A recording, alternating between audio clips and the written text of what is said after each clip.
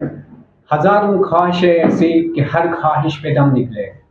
अगर आपकी भी ख्वाहिश है कि आप इंग्लिश लैंग्वेज सीखें, आप अपने बच्चों को इंग्लिश लैंग्वेज सिखाएं, तो आपके लिए ये वीडियो बहुत ही इम्पोर्टेंट है। आज हमारे साथ एक बहुत ही एमिनेंट इंग्लिश टीचर है फ्रॉम जम्मू।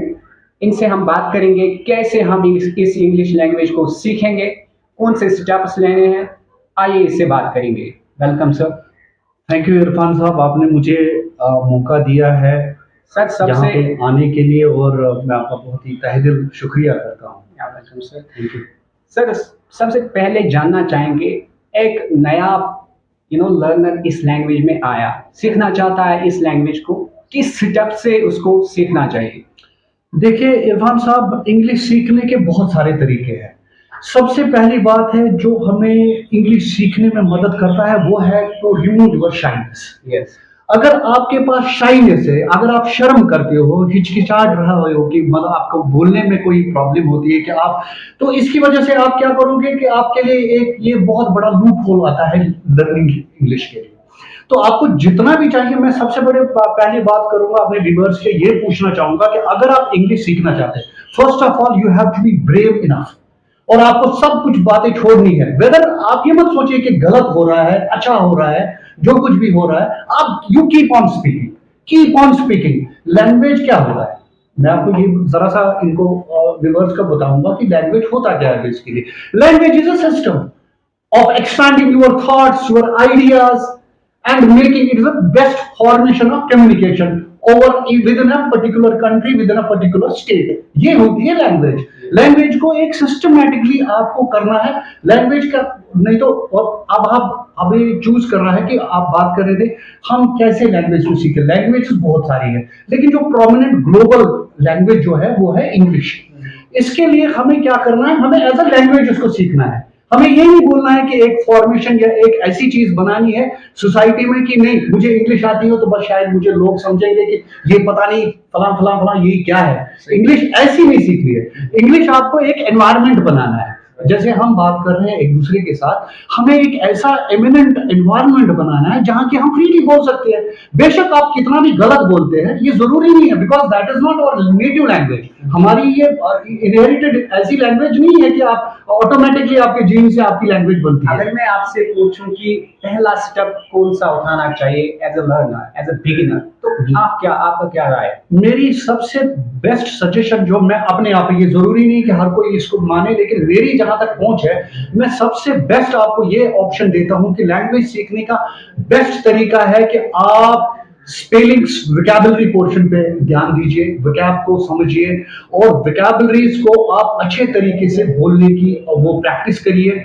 और चाहिए आप जितना भी, आप जरूरी नहीं कि आप हर किसी से बात करें, आप जाइए, आप मिरर के सामने बैठे और आप लर्न करिए। आप अपनी एक्सप्रेशंस को देने की कोशिश करिए अपने मिरर के सामने, और mirror is the best teacher for learning. और मैं कहता हूं जो बिगिनर्स होते हैं, जो इन्फेंट एट द स्टडीज होते हैं, उनके लिए बेस्ट वे है कि वो एकांत में जाए, वोकैब्स को याद करे और वोकैब्स को रिपीट करे, और कोशिश करे छोटे छोटे सेंटेंस जो है, छोटे छोटे सेंटेंस इनको रिपीटिशन में लाए, और अकेले में अपने आप से मिरर सामने रख के वो एक्ट करे। तो मुझे लग रहा है that is the best way to learn. Sir मैंने ऐसे लर्नर्स भी देखे हैं जो वोकैबुलरी लर्न तो करते हैं, जी जी जी। लेकिन उनको ये नहीं पता है कि कैसे वोकैबुलरी को लर्न करना है, क्योंकि कॉम्प्लेक्स वोकैबुलरी भी होता है, कॉमन भी होते हैं। एग्जैक्ट। तो कौन सा उनको फॉलो करना चाहिए इस पे थोड़ा देखिए मैं आपको बताता हूं, जो लर्नर्स होते हैं, जो पहले होते हैं, जो बिगिनर्स होते हैं, जो लर्न करते हैं, या जो जो छोटे होते हैं, इन्फेंट्स होते हैं, जो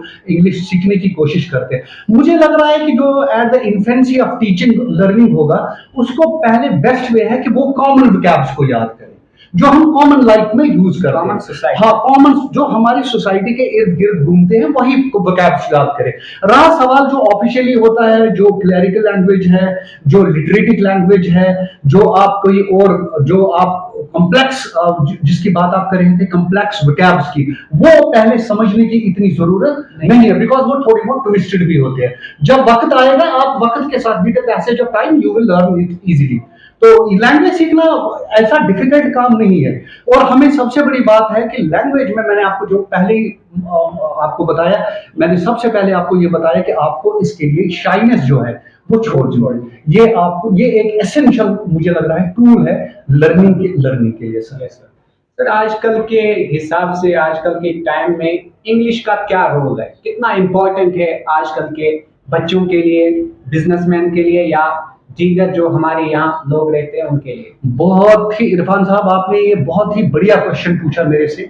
मैं आपको बता दूं सर कि जहां तक as far as English is concerned, जो हम इंग्लिश लैंग्वेज में, पहली बात आपको इंग्लिश लैंग्वेज की बात बोलूंगा। इंग्लिश लैंग्वेज, इसको आपको पता ही है कि लैंग्वेज दुनिया में बहुत सारी है, लेकिन एक वाहिद इंग्लिश लैंग्वेज है जिसको बोलते हैं हम ग्लोबल लैंग्वेज, जिसको वेस्ट जर्मनिक लैंग्वेज भी बोलते हैं। क्योंकि ये जो लैंग्वेज है, ये ऐसी लैंग्वेज है जो हमें बहुत सारे अवसर देती है, अपॉर्चुनिटीज देती है। ये टूरिज्म को ग्रूम करती है, ये मल्टीनेशनल कंपनीज में हमें जॉब दिलाती है, ये हमें इंटरेक्ट करती है from one country to another.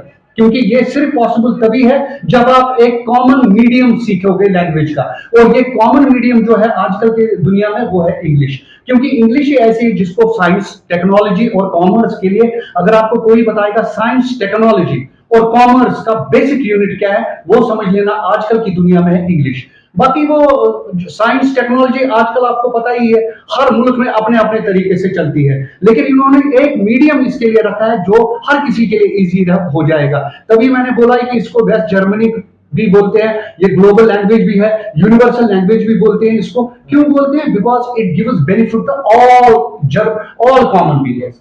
Sir बहुत सारे ऐसे लर्नर्स हैं जो 1 साल से 2 साल से इस लैंग्वेज को सीख रहे हैं, लेकिन उनको मसला ये है कि जब वो इंग्लिश बोलना चाहते हैं वो Exactly. एग्जीक्यूट नहीं कर पा रहे। Exactly. तो उनके लिए आपकी क्या मैसेज है? देखिए इरफान साहब, ये क्वेश्चन भी आपने बहुत अच्छा बोला, क्योंकि ये हमारी सोसाइटी में, हमारे समाज से एक बहुत बड़ी प्रॉब्लम है, ये जुड़ा हुआ क्वेश्चन है। मैं उनके लिए यही बताऊंगा, पहली बात कि आप इंग्लिश, आप बोलते हो ना, हमारी सोसाइटी में एक बात बनी है कि वो इंग्लिश सीखता है, वो इंग्लिश स्पीकिंग इंस्टीट्यूशन जाता है इंग्लिश सीख ले।